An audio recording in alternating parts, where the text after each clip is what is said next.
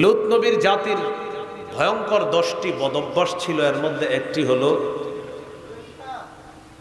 পুরুষের সাথে সমকামিতা করার ইচ্ছা তাদের ছিল, নাউজুবিল্লাহ। সুন্দর পুরুষদের কথা তাদের কানে যাওয়ার পর লূত নবীর বাড়ির আশেপাশে আইসা তারা ভিড় জমাইল। ওই সুন্দর মানুষগুলা আমাদের সামনে পাঠায়া দাও, তাদেরকে দরকার। লূত নবী তাদেরকে মেহমান হিসাবে ঘরে বসায় রাখছে। উনি তো জানে তারা মেহমান, উনি তো এখনো জানে না তারা যে ফেরেশতা। লূত নবী তাদেরকে বললেন, তোমাদের যদি কোনো প্রয়োজন থাকে, হা উলাই বানাতি ইন কুনতুম ফাইলিন, কিছু যদি করার থাকে, আমার মেয়েরা আছে, তাদেরকে তোমরা বিয়ে করে নাও, বউ বানিয়ে নিয়ে যাও তাদেরকে। এরপরেও ফাত্তাকুল্লাহা ওয়ালা তুখজুনি ফি দাইফি, আল্লাহকে ভয় করো, আমার মেহমানদের ব্যাপারে আমাকে অপমান করো না, আমাকে লাঞ্ছিত করো না। আয়াত থেকে জানলাম লূত আলাইহিস সালাতু ওয়াস সালাম তিনিও মেহমানদেরকে যথেষ্ট সম্মান করতেন। আমরা অনেকে মেহমান হয়ে বিভিন্ন বাড়িতে যাই, বর্ষার সিজনে ট্রলারে করে যাওয়াটা আমরা উপভোগ করি। ট্রলারে অন্য বাড়িতে বেড়াইতে যাওয়ার সময় দুই পাশে দুইটা বক্স লাগিয়ে গান বাজিয়ে নাচতে নাচতে যাওয়া হয়, এটা অন্যায়। মেহমানদারি পূর্ববর্তী নবীদের সুন্নত। আল্লাহ তাআলা সূরা জারিয়াতের 24 থেকে 27 নম্বর আয়াতে বলেন, হাল আতাকা হাদিসু দাইফি ইব্রাহিমাল মুকরামিন ইয দাখালু আলাইহি ফাকালু সালামা। নবী, আপনার কাছে কি ইব্রাহিম নবীর সম্মানিত মেহমানদের বৃত্তান্ত আপনার কাছে এসেছে? ইব্রাহিম আলাইহিস সালামের সম্মানিত মেহমানদের ঘটনা আপনার কাছে কি এসেছে? ইয দাখালু আলাইহি ফাকালু সালামা, যখন মেহমানগণ ইব্রাহিম নবীর কাছে প্রবেশ করলেন তখন তারা বললেন, সালাম, আপনার উপর শান্তি বর্ষিত হোক। ক্বালা সালাম, ইব্রাহিম নবী জবাবেও তাদেরকে শান্তির দোয়া করলেন, জবাব দিলেন, তোমাদের উপরও শান্তি বর্ষিত হোক। কওমুম মুনকারুন, মনে মনে বললেন, এরা তো অপরিচিত সম্প্রদায়। তো সাধারণত ইব্রাহিম নবী অপরিচিত কাউকে দেখলে তাদের মেহমানদারির আয়োজন করতেন। ফারাগা ইলা আহলিহি ফাজাআ বিইজলিন সামিন, তিনি দ্রুত চুপিসারে পরিবারের কাছে গেলেন, একটা গরুর বাছুর ভাজি করে তাড়াতাড়ি নিয়ে আসলেন। ফাকাররাবাহু ইলাইহিম, গরুর বাছুর ভাজি করে মেহমানদের সামনে এনে কররাবাহু, এটা তাদের নিকটবর্তী করে দিলেন, তাদের সামনে পেশ করলেন। পেশ করার পর বললেন, ক্বালা আলা তাকুলুন, কি ব্যাপার, আপনারা খাবেন না? খাচ্ছেন না কেন? তো মেহমানরা খাবার খাইতেছে না। ফাআউজাসা মিনহুম খিফা, মনে মনে তাদের ব্যাপারে ভয় পেয়ে গেলেন। ঘটনা কি, তারা খাইতেছে না কেন? মেহমানরা বুঝতে পারছে যে ইব্রাহিম নবী ভয় পায়। ক্বালু লা তাখাফ, তারা বললেন, আপনি ভয় করবেন না, ভয় পাওয়ার কিছু নেই। অন্য জায়গায় আছে, তারা বললেন, ইন্না উরসিলনা ইলা কওমি লূত, আমরা লূত নবীর সম্প্রদায়ের কাছে প্রেরিত হয়েছি। আমরা দুনিয়ার সাধারণ মেহমান, যারা মানুষ মেহমান হয়, এই মেহমান না, আমরা আল্লাহর পক্ষ থেকে প্রেরিত ফেরেশতা। এই ফেরেশতারা এসেছেন দুটি উদ্দেশ্য। এক নম্বর উদ্দেশ্য, ইব্রাহিম নবীর স্ত্রী সারা আলাইহাস সালাতু ওয়াস সালাম, এই সারার গর্ভ থেকে একটা সন্তান দুনিয়াতে আসবে, ইসহাক আলাইহিস সালাম, তার ব্যাপারে সুসংবাদ দেওয়ার জন্য। আরেকটা উদ্দেশ্যে এসেছেন, সেটা হলো লূত নবীর সম্প্রদায়, তাদেরকে ধ্বংস করার জন্য। মনে রাখা ভালো, লূত নবীর সম্পর্কে ইব্রাহিম নবীর ভাতিজা হয়। ইব্রাহিম নবীর একজন ভাই ছিল, তার নাম হারান। কি নাম? মুসা নবীর ভাইয়ের নাম কি? হারুন। মুসা নবীর ভাইয়ের নাম, আর ইব্রাহিম নবীর ভাইয়ের নাম হারান। এই হারানের সন্তানের নাম লূত। সেই হিসাবে ইব্রাহিম নবীর ভাতিজা হন লূত আলাইহিস সালাতু ওয়াস সালাম। আয়াত থেকে আমরা বুঝতে পারলাম ইব্রাহিম নবী মেহমানদারি করতেন, অতিথি পরায়ণ তার অনেক পছন্দের ছিল। হাদিসে আসছে, قال رسول الله صلى الله عليه وسلم كان أول من ضيف الضيف إبراهيم عليه الصلاة والسلام। পৃথিবীতে সর্বপ্রথম মেহমানদারির যে ব্যাপক প্রচলন, এটা ইব্রাহিম আলাইহিস সালাতু ওয়াস সালাম সর্বপ্রথম এই মেহমানদারির প্রচলন করেছেন। লূত আলাইহিস সালামের কাছে যখন গেল ওই ফেরেশতারা, তো যাওয়ার পর তারা মানুষের রূপ ধারণ করে তার কাছে গেলেন।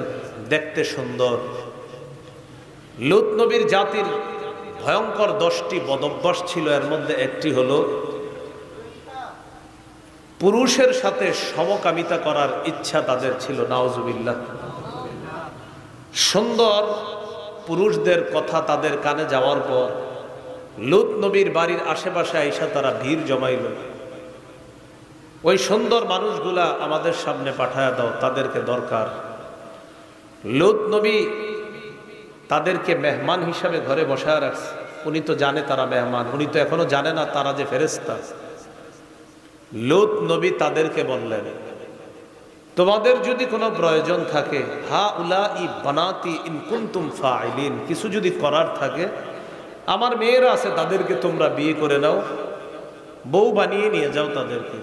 এরপরেও ফাত্তাকুল্লাহা ওয়ালা তুখজুনি ফি দাইফি, আল্লাহকে ভয় করো, আমার মেহমানদের ব্যাপারে আমাকে অপমান করো না, আমাকে লাঞ্ছিত করো না। আয়াত থেকে জানলাম লূত আলাইহিস সালাতু ওয়াস সালাম তিনিও মেহমানদেরকে যথেষ্ট সম্মান করতেন। তো মেহমানদারি করা এটা অতীতের নবীদের সুন্নাহ, কোরআনের আয়াত থেকে আমরা প্রমাণ পেলাম। মেহমানদারি আমাদের নবী মুহাম্মদ সাল্লাল্লাহু আলাইহি ওয়াসাল্লামেরও সুন্নত। নবুয়ত প্রকাশ ঘটার আগে 40 বছর বয়সে যখন তার নবুয়ত, এই নবুয়তের প্রকাশ আল্লাহ ঘটিয়েছেন, এর আগে থেকেই রাসূল সাল্লাল্লাহু আলাইহি সাল্লাম মেহমানদারি করতেন। সহিহ বুখারীর বর্ণনা, একদম শুরুতে হাদিস, 3 নম্বর হাদিস। রাসূলুল্লাহ সাল্লাল্লাহু আলাইহি সাল্লাম হেরা গুহায় ধ্যানমগ্ন,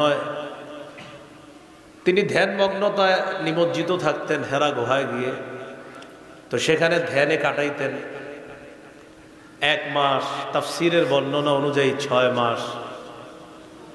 ওই হেরা পর্বতে যারা হাজী সাহেব হজ করতে গিয়েছেন বা ভবিষ্যতে যাবেন, আপনাদেরকে গাড়ি দিয়ে সেই পর্বতের কাছে নিয়ে যাওয়া হবে। অনেক উঁচু পাহাড়, এখন সিঁড়ির ব্যবস্থা আছে। হিম্মত নিয়ে যাবেন যে আমিও সেখানে উঠবো। ওখানে ওঠার পর একদম নবী যেখানে বসে ধ্যান মগ্ন করতেন সেই জায়গাটা স্বচক্ষে আপনি দেখবেন। তো মুরব্বী যারা আছে তাদের তো হিম্মত করা হয় না, কারণ তারা বয়স্ক, এই জন্য তাদের জন্য কষ্টকর হয়ে যায় বিষয়গুলো। হেরা পর্বতে আল্লাহ রাসূল সাল্লাল্লাহু আলাইহি সাল্লাম থাকতেন। আম্মাজান খাদিজাতুল কুবরা রাদিয়াল্লাহু তাআলা আনহা, আমি যখন এই পর্বতের সামনে দাঁড়িয়েছি, আমি চিন্তা করছি উনি কিভাবে সেখানে যাইতেন। কারণ তখন আম্মাজান খাদিজার বয়স 55। কত? 55। এত সুন্দর সিঁড়ির ব্যবস্থাপনা ছিল না। নবীর জন্য খাবার নিয়ে উপরে যাইতেন, মক্কা থেকে হেঁটে, আবার সেখান থেকে হেঁটে মক্কা আসতেন। রাসূলুল্লাহ সাল্লাল্লাহু আলাইহি সাল্লাম হেরা পর্বতে আসেন। জিবরিল আলাইহিস সালাতু ওয়াস সালাম নবীজির কাছে আসলেন। আসার পর বললেন, ইকরা, পড়েন। নবীজি বললেন, মা আনা বিকারিইন, আমি পড়তে পারি না। জিবরিল আমাকে চাপ দিলেন, প্রচন্ড কষ্ট হলো আমার। সুম্মা আরসালানি, আবার আমাকে ছেড়ে দিলেন। এবার আবার আমাকে বললেন ইকরা, পড়েন। আমি বললাম মা আনা বিকারিইন, আমি পড়তে পারি না। আবার আমাকে চাপ দিলেন, আমার প্রচন্ড কষ্ট হলো। সুম্মা আরসালানি, আবার আমাকে ছেড়ে দিলেন, কষ্ট দূর হয়ে গেল। এবার আবার বললেন ইকরা, পড়েন। আমি বললাম মা আনা বিকারিইন, আমি পড়তে পারি না। এইভাবে জিবরিল আমিন আমাকে চাপ দেয়, কষ্ট হয় আমার, আবার আমাকে ছেড়ে দেয়। এক পর্যায়ে বললেন ইকরা বিসমি রাব্বিকাল্লাযী খালাক, পড়েন প্রভুর নামে যিনি সৃষ্টি করেছেন। এইটা বলার পর আল্লাহ তাআলা নবীর জবানে সূরা আলাকের 5টা আয়াত উচ্চারণ করে দিলেন, রসুলের জন্য সহজ করে দিলেন। রসুল 5টা আয়াত উচ্চারণ করলেন সাল্লাল্লাহু আলাইহি ওয়াসাল্লাম। কোরআনের আয়াত নিয়ে হেরা পর্বত থেকে রওনা করলেন। রাজা বিহা ইয়ারজুফু ফুআদু, কোরআনের আয়াত নিয়ে পরিবারের কাছে আসছে, অন্তর কাঁপতেছে ভয়ে। বাসায় এসে পরিবারকে বললেন জাম্মিলুনি জাম্মিলুনি, আমাকে চাদর দিয়ে আবৃত করো, আমাকে চাদর দিয়ে ঢাকো। ফাজাম্মালুহু, পরিবারের সদস্যরা তাকে চাদর দিয়ে ঢাকলেন। فقال لها أو أخبرها الخبر, রাসূলুল্লাহ সাল্লাল্লাহু আলাইহি সাল্লাম আম্মাজান খাদিজাকে পুরা ঘটনাটা শোনাইলেন, যা যা হয়েছে। এরপর বললেন খাদিজা লাকাদ খাশিতু আলা নাফসি, আমি নিজের ব্যাপারে আশঙ্কা করতেছি, আমার ভয় হইতেছে, কি হচ্ছে আমার সাথে। আম্মাজান খাদিজাতুল কুবরা রাদিয়াল্লাহু তাআলা আনহা জবাব দিলেন কাল্লা ওয়াল্লাহ মা ইউখজিকাল্লাহু আবাদা, কখনো না, আল্লাহর কসম, আল্লাহ আপনাকে কখনো লাঞ্ছিত করবেন না। কেন করবে না? আপনার কিছু গুণ আছে, এই গুণ থাকলে ওই মানুষরা দুনিয়াতে ভালো থাকে, ওই মানুষরা রহমানের রহমতের চাদরে আবদ্ধ থাকে। এই গুণাবলী আপনার মাঝে আসে। সে গুণগুলা কি? 1 নাম্বার ইন্নাকা লাতাসিলুর রহিম, আপনি রক্তের সম্পর্ক রক্ষা করেন, আত্মীয়তার সম্পর্ক বজায় রাখেন। 2 নম্বর ওয়া তাহমিলুল কাল্লা, আপনি অসহায় দুস্থদের বোঝা বহন করেন। 3 ওয়া তাকসিবুল মা'দুম, নিঃস্ব যারা তাদের সহযোগিতা করেন। 4 ওয়া তাকরিদ দাইফা, আপনি মেহমানদারি করেন।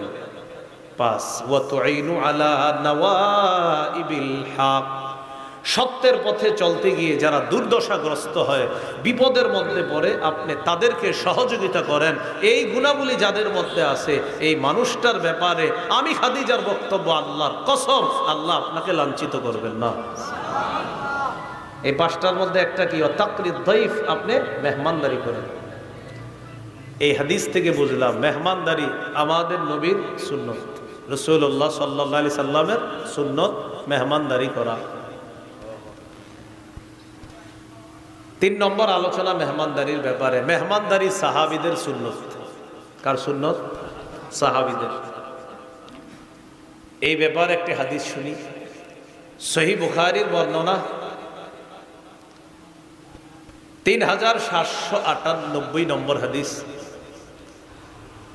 হাদিসের বর্ণনাকারী আবু হুরায়রা রাদিয়াল্লাহু তাআলা তিনি বলেন আন্না রাজুলান আতান নাবিয়্যা সাল্লাল্লাহু আলাইহি ওয়াসাল্লাম, এক ব্যক্তি রাসূলুল্লাহ সাল্লাল্লাহু আলাইহি সাল্লামের কাছে আসলেন। আসার পর ফাবাআসা ইলা নিসাইহি ফাকুলনা মা ইনদানা ইল্লাল মা,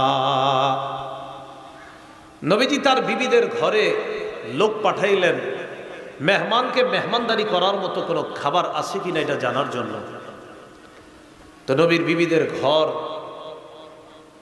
তালাশ করে ঘরের খবর নিয়ে সাহাবী আয়েশা নবীকে জানাইলেন।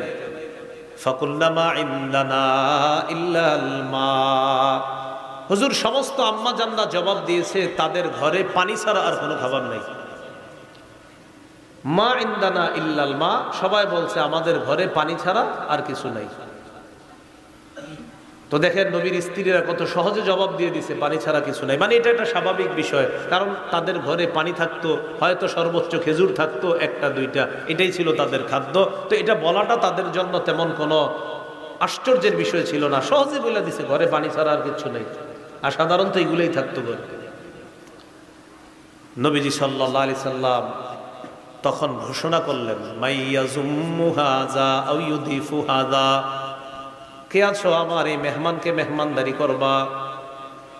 ফাকালা রাজুলুম মিনাল আনসার আনা ইয়া রাসূলুল্লাহ, এক আনসারী সাহাবী দাঁড়িয়ে বললেন, হুজুর আমি আপনার মেহমানকে মেহমানদারি করব। নামটা মনে রাখেন, মুহাদ্দিসিনে কেরাম লেখছেন এই আনসারী সাহাবী হলেন আবু তালহা রাদিয়াল্লাহু তাআলা। কে? আবু তালহা। আবু তালহা রাদিয়াল্লাহু তাআলা আনহু বললেন, ইয়া রাসূলুল্লাহ আমি আপনার মেহমানকে মেহমানদারি করব। ফানতালাকা বিহি ইলা ইমরাআতিহি,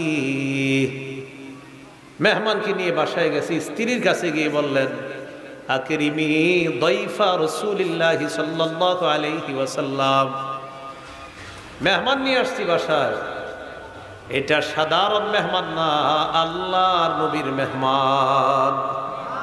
এই মেহমানকে সম্মান করো, খাতিরদারি করতে হবে, যথাযথ যত্ন নিতে হবে এই মেহমানের।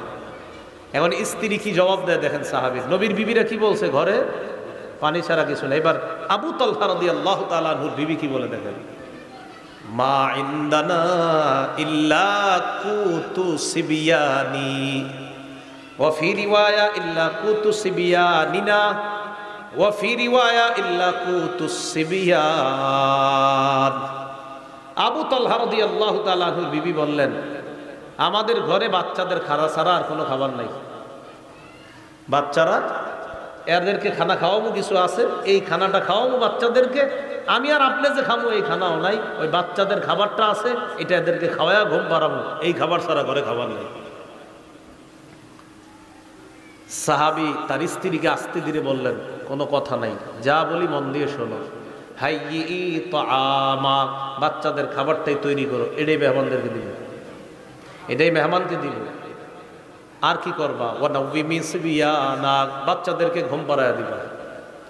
আরেকটা কাজ করবা, ওয়া আতফি সিরাজা, বাতিটা কৌশলে নিভায়া দিবা। এক নম্বর এই খাবারই প্রস্তুত করো, দুই বাচ্চাদেরকে ঘুম পাড়ায়া দাও, তিন নম্বর বাতি নিভায়া দিবা। বুখারীর অন্য বর্ণনা আসছে আসলাহাত সিরাজাহা, প্রথমে বাতি জ্বালাইছে যেন আলো হয়, মেহমান বসছে, বসার পর ওই বাচ্চাদের খাবারটাই প্রস্তুত করে মেহমানের সামনে যখন দিবে, তো দেওয়ার আগে বিবিরা আবার বলে দিছে, তুমি এক কাজ করবা, জ্বালানো বাতিটা তুমি ঠিক করার একটা অভিনয় করে ওইটা কোনো মতে নিভায়া দিবা, মেহমানের খাবার শেষ হওয়ার আগ পর্যন্ত বাতি কিন্তু জ্বলবে না, তুমি খালি ঠিকই করতে থাকবা। তো বিবি দাঁড়াইছে, সুম্মা কামাত কাআন্নাহা তাসলিহু